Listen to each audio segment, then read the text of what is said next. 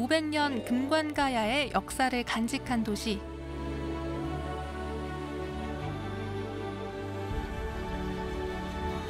정겨움 가득한 골목길을 따라가면 시간이 거꾸로 흐릅니다.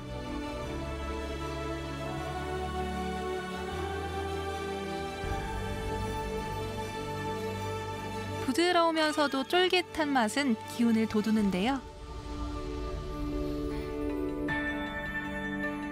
과거가 있어 현재가 더 아름다운 곳. 풍경여지도 오늘은 경남 김해로 떠나봅니다.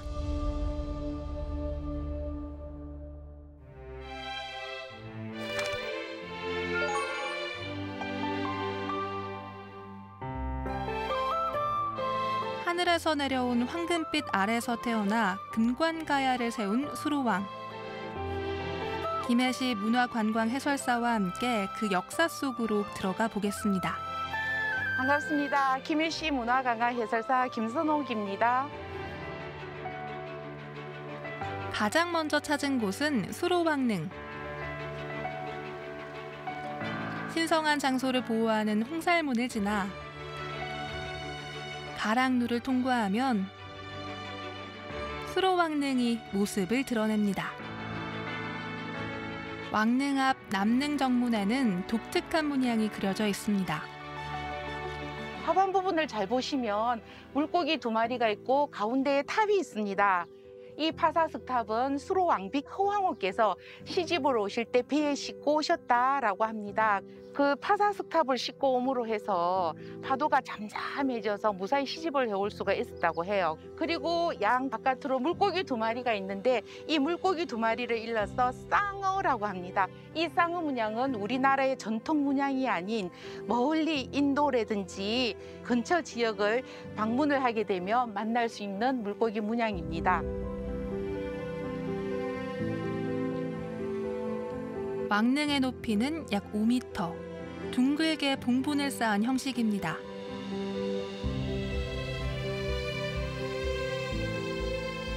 수로왕은 아유태국의 허왕옥을 왕비로 맞아 157년간 나라를 다스렸다고 합니다.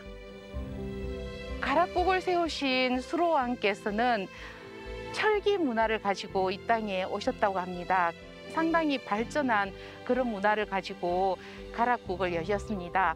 이 가락국이 있었던 시절은 우리나라가 삼국시대 고구려 신라 백제가 있었을 때 함께 공존했었던 나라였고 서기 42년에 생겨난 나라가 532년 멸망할 때까지 491년간 이렇게 존속했던 나라였었습니다. 숭정각으로 들어가면 수로왕과 왕비의 어진을 볼 수 있습니다. 김해 김씨의 시조인 수로왕과 왕후 허황옥.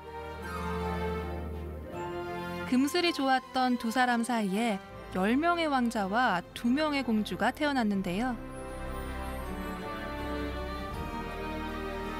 허왕후는 허씨성이 이어지기를 소원하며 2명의 왕자에게 어머니의 성인 허씨를 주었습니다.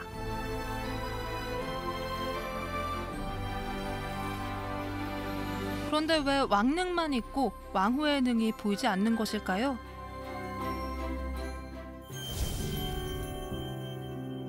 수로왕비의 능은 왕릉에서 직선으로 약 1km 떨어진 곳, 왕릉보다 높은 지대에 자리하고 있는데요.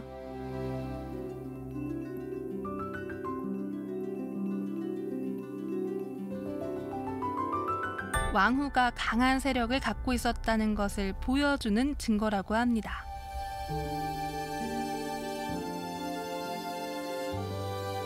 능 옆에 자리한 파사석탑. 허왕후가 아유타국에서 가져온 것으로 추정되는데요. 가락국으로 시집올 때 파사석탑을 배에 실어 파도를 잠재우고 무사히 바다를 건넜다고 합니다.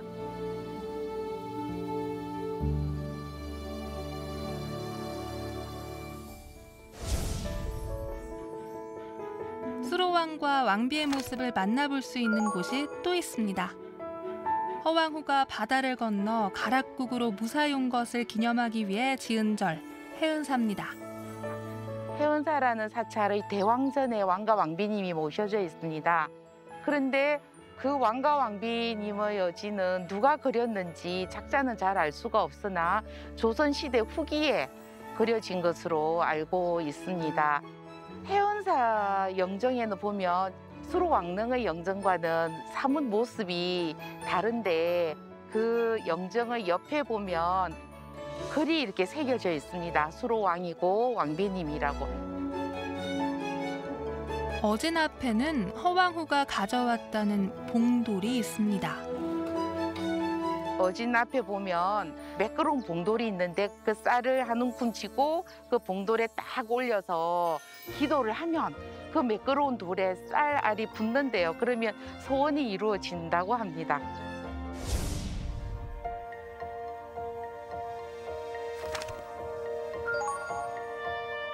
황후의 노후를 볼 수 있기를 소원하며 찾아간 곳은 분산성입니다. 가야 시대의 산성으로 추정되는데요. 둘레 약 900m로 분산 정상부를 감싸고 있는 성벽입니다.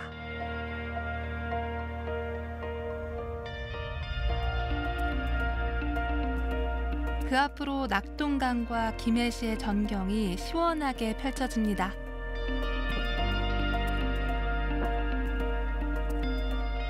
국가사적제 66호로 지정되어 있는 김해 분산성입니다. 전쟁이 일어났을 때 이 성은 피난성으로서의 역할을 하였습니다. 그리고 성 바깥으로 저 넓게 보이는 굉장히 훤하게 잘 보이는데 저 멀리 보이는 가로로 일직선으로 있는 강이 보입니다. 저 강이 낙동강이고요. 여기 앞으로 보이는 이 강은 서낙동강이라 그래서 저녁 노을이라든지 경치가 아름답기로 전국에서 어뜸이라고 합니다.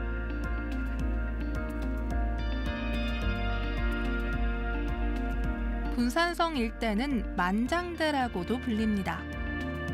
만길이나 되는 높은 대라는 뜻인데요. 조선시대 흥선대원군이 친필로 휘호를 써서 내려보냈습니다.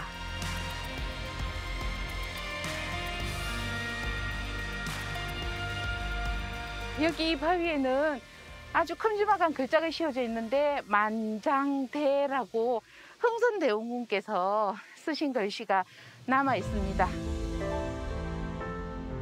흥선대원군은 이곳을 외적의 침입을 막는 전진기지로 삼았는데요. 만길의 높은 대가 백성과 나라를 안전하게 지켜주기를 염원했습니다.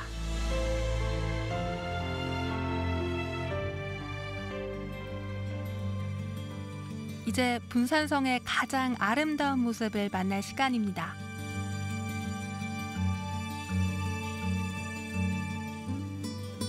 해질녘 하늘이 붉게 물들기 시작했는데요. 허왕후는 분산성에 올라 이 노을을 바라보며 백성의 안녕을 빌었고 고향에 대한 그리움을 달랬다고 합니다. 가슴 설레도록 아름다운 황후의 노을과 함께 하루가 저물었습니다.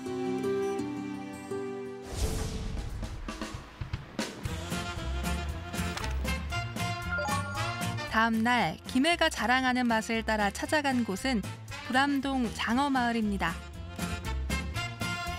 민물장어는 원기 회복에 좋은 보양식으로 알려져 있는데요. 자연산 치어를 양식으로 키웠습니다.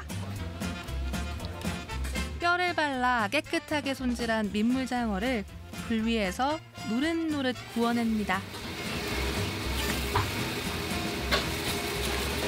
살짝 소금만 뿌려서 본연의 맛을 살리는 소금구이.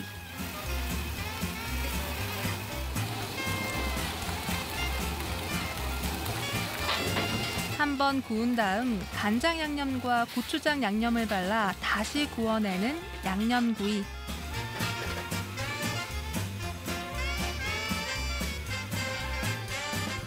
여기에 갖가지 밑반찬을 곁들이자 기운 돋게 하는 장어구이 한상 차림이 완성됐습니다. 울릉도 명이나물 장아찌와 깻잎, 당귀 장아찌를 곁들이면 금상첨화.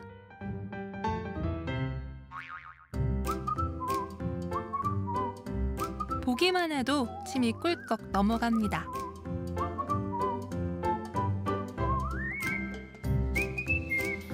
여름철 최고의 보양식 장어구이. 이제 맛을 볼까요?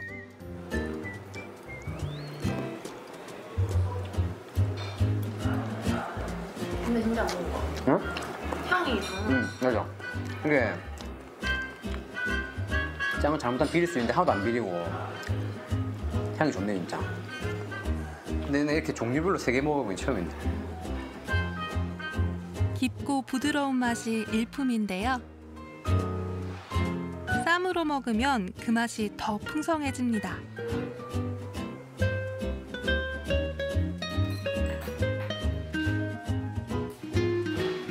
담백한 소금구이, 거기에 매콤달콤한 양념구이까지 먹어도 물리지 않는 맛입니다. 이 입이 각자 다 맞지? 매력이 있네. 이렇게 한 번에 3개 먹는 거 괜찮은 것 같다.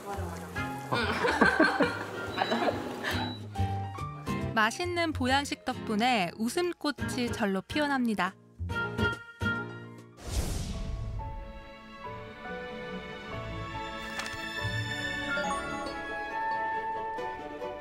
장어구이로 기력을 보강한 다음 찾은 곳은 진영역 철도박물관.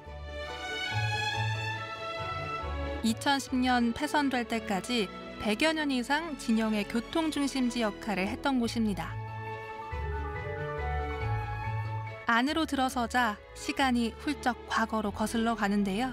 조금 힘드세요. 문화관광 해설사와 함께 떠나는 골목길 여행이 시작됩니다. 여러분들이 너무 익숙한 기념 장터. 일주일에 4번씩. 여기 딱 보니까 뭐 하는 곳이겠어요? 표 끊는 거죠. 그래서 여기가 대합실입니다. 대합실이고요. 그래서 일제강점기 초반기 그 전에 이 철도가 생겼고요.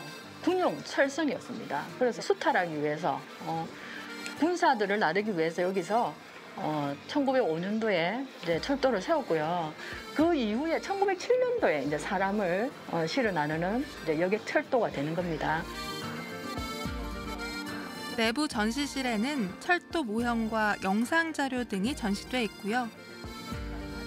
밖으로 나가면 철로와 함께 운행을 멈춘 열차도 만날 수 있습니다. 집들이 선물 1호였던 성냥이 가득한 전시관도 있습니다. 뭐 7, 80년도는 만 이사를 가거나 공장을 새로 오픈하거나 이랬을 때는 항상 성냥을 선물하죠. 불같이 활활 타고 잘 일어나라고 성냥을 선물했던. 그래서 70년대, 80년대까지 굉장히 성업한 공장이 성냥 공장이었고요. 이 김해 지역에 이제 성냥의 재료는 나무가 있어야 되겠죠. 나무가 무슨 나무인지 아십니까?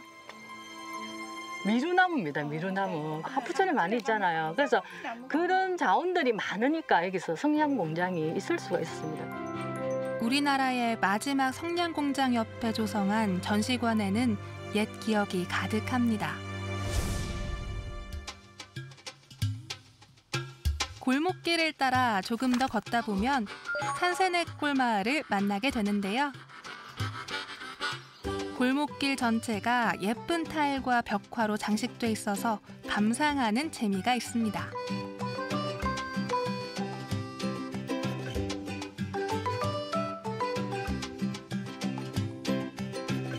수십 년 전 생활상을 담고 있는 정겨운 그림들이 옛 추억을 소환합니다.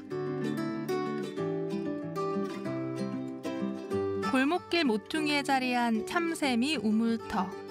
참 좋은 물이란 뜻의 참샘을 참샘이라고 불렀는데요. 금병산에서 흘러온 맑은 샘물이 지금도 가득합니다.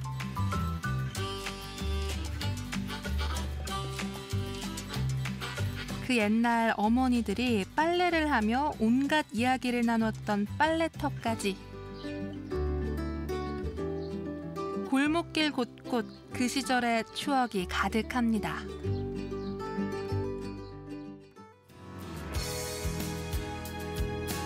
가야의 역사가 생생한 현실로 살아 숨쉬는 도시.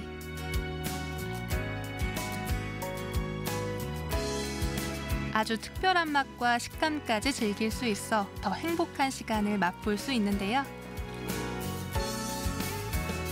다음 주 풍경여지도 경남 김해의 두 번째 이야기도 기대해 주세요.